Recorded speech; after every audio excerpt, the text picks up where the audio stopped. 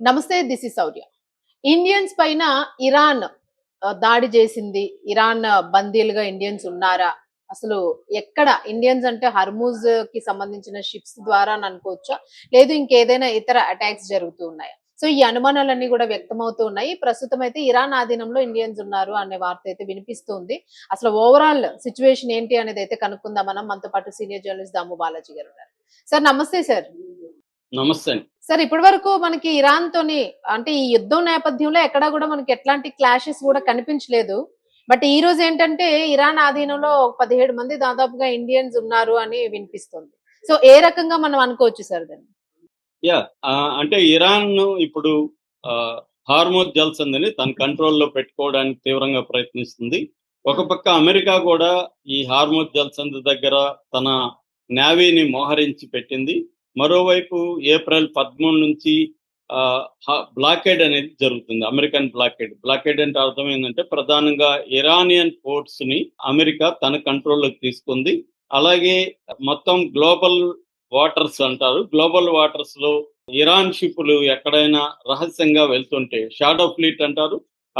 ఆ shadow fleet వెళ్తున్నా కూడా వాటి మీద దాడులు చేయడం, వాటిని తన కంట్రోల్లోకి తీసుకురావడం అనేది అమెరికన్ నేవీ చేస్తుంది. దీనివల్ల ఏప్రిల్ 13 నుంచి ఇప్పటి వరకు కూడా ఇరాన్కి సంబంధించిన షిప్పులు ఒకటి కూడా ఇరాన్ నుంచి బయటకు వెళ్ళలేదు, బయట నుంచి ఇరాన్లోకి రాలేదు. దాదాపు 40 షిప్పులు ఆపేశారు. దానివల్ల ఇరాన్కి రోజుకి $500 మిలియన్ నష్టం వస్తుంది. దీంతో ఇప్పుడు ఇరాన్ ఏం చేస్తుందంటే తనకి ఇప్పుడు ఏకైక అడ్వాంటేజ్ ఏంటంటే హార్ముజ్ జలసంధిని తన కంట్రోల్లో పెట్టుకోగలగడమే ఇరాన్కి ఒక బార్గెనింగ్ పవర్ అనేది ఇస్తుంది. అది కూడా ఫ్రీ అయిపోతే ఇరాన్ దగ్గర ఇంకే ఆయుధం ఉండదు. ఆల్రెడీ దాని సైన్యం అంతా బాగా దెబ్బతినింది, ఎయిర్ ఫోర్స్ బాగా దెబ్బతినింది, నేవీ 159 షిప్పులు ధ్వంసమైనాయి, ఎయిర్ డిఫెన్స్ లేదు. తర్వాత స్టాక్ ఫైల్స్ అంతా కూడా మోర్ దెన్ 60% నాశనమైనాయి. అంటే డ్రోన్స్ కానీ మిసైల్స్ కానీ ఇవన్నీ. ఇక ఇన్ఫ్రాస్ట్రక్చర్ అయితే దాదాపు 15 to 20 ఇయర్స్ మళ్ళీ రికన్స్ట్రక్ట్ చేయడానికి పడుతుంది. 3,000 మంది ప్రజలు చనిపోయారు, 30,000 మందికి పైన గాయపడ్డారు, దాదాపు 10 లక్షల మంది నిరాశ్రయులయ్యారు. ఈ స్టేజ్లో అది బార్గెనింగ్, మళ్ళీ చర్చలకు వెళ్ళాలన్నా చర్చల్లో తనకి అనుకూలంగా కొన్ని డిమాండ్లు పెట్టాలన్నా ఇరాన్ దగ్గర ఏదో ఒక బలమైన లివరేజ్ అంటారు, అంటే బలమైన పవర్ ఉండాలి. అది ఓన్లీ హార్మోజ్ తప్ప ఇంకేమీ లేదు ఇరాన్ దగ్గర. సో అందుకని హార్మోజ్ని తన కంట్రోల్లోకి తీసుకోవడానికి ఇరాన్ శాయశక్తిలో ప్రయత్నిస్తుంది. ఈ నేపథ్యంలో తనకి సంబంధం లేకుండా, అంటే ఐఆర్జీసీ ఇరానియన్ ఆర్మీ ఏదైతే ఉందో, ఇస్లామిక్ రెవల్యూషనరీ గార్డ్ కోర్, దాని పర్మిషన్ తీసుకోకుండా ఏ షిప్ వెళ్తున్నా వాటి మీద అటాక్ చేయడం అనేది ఇరాన్ చేస్తుంది. మనకు తెలుసు ఏప్రిల్ 18వ తేదీన ఇండియన్ షిప్పుల్ని రెండింటిని ఇరాన్ అటాక్ చేసింది. సన్మార్ హెరాల్డ్ అండ్ జగ్ అర్నవ్, ఈ 2 షిప్పులను అటాక్ చేసింది. అప్పుడు మోడీ ప్రభుత్వం సీరియస్ గా తీసుకొని ఢిల్లీలో ఉండే ఇరానియన్ రాయబారిని పిలిపించి గట్టిగానే డీప్ కన్సర్న్ అని తెలియజేసింది. మీ వాళ్ళకి చెప్పండి అని చెప్పింది. సో దాంతో కొంత మన షిప్పుల మీద అటాక్ అనేది తగ్గింది. అయితే నిన్న మళ్ళీ మన షిప్ మీద ఎంటీ షెరాన్, మన షిప్ పేరు, ఇది గుజరాత్కి బయలుదేరింది. ఇందులో 2 మిలియన్ బ్యారెల్ల ఆయిల్, క్రూడ్ ఆయిల్ ఉంది. ఇది ఇరాక్ నుంచి క్రూడ్ ఆయిల్ తీసుకొని గుజరాత్కి వస్తుంది. సో హార్మూజ్ దగ్గర ఈ షిప్ మీద అటాక్ చేశారు ఇరాన్ కోస్టల్ గార్డ్స్. ఇందులో 17 మంది సీఫేరర్స్ అంటారు, అంటే మన ఇండియన్స్ ఉన్నారు ఆ నేవీలో పనిచేసే వాళ్ళు ఆ షిప్లు. ఈ 17 మంది ఇప్పుడు సేఫ్ గా ఉన్నారా లేదా అన్న టెన్షన్ అయితే ఇండియన్స్ లో వచ్చింది. అయితే ఇండియన్ గవర్నమెంట్ అయితే అనౌన్స్ చేసింది, ముఖ్యంగా మన అక్కడ ఈ పోర్టులకు సంబంధించి ఈ నౌకాదళానికి సంబంధించి చూసుకుంటున్న అధికారులు అనౌన్స్ చేశారు. ఇప్పటి వరకు అయితే 17 మంది క్షేమంగానే ఉన్నారు.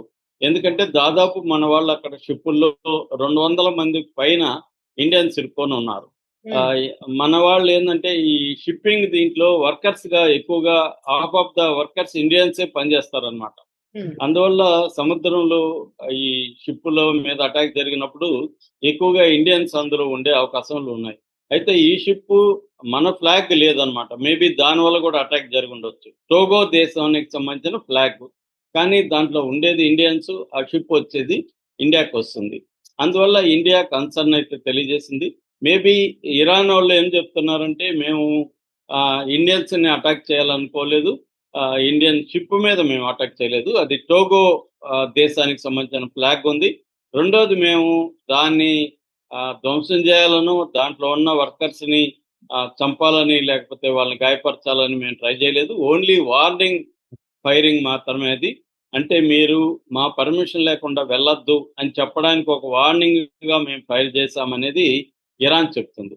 అంటే ఇరాన్ వైపు నుంచి మనం అర్థం చేసుకుంటే నేను ఇందాక చెప్పినట్టుగా హార్మోజ్ జలసంధి అనేది ఇరాన్కి ఏకైక ఆయుధం కాబట్టి హార్మోజ్ జలసంధిని తన కంట్రోల్లో ఉంచుకోవాలంటే హార్మోజ్ జలసంధిలో తన పర్మిషన్ లేకుండా ఏ షిప్ పోయినా దాన్ని ఆపడానికి ట్రై చేయాలి. ఆ భయం లేకపోతే వరుసగా షిప్పులు వెళ్ళిపోతాయి.